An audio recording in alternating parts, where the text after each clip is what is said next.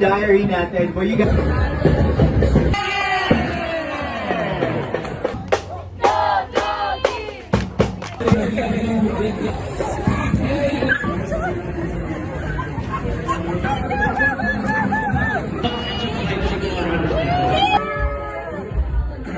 To tire the dog.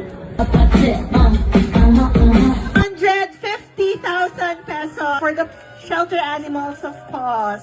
Bark and Spark. So congratulations to all our winners. You guys happen to buy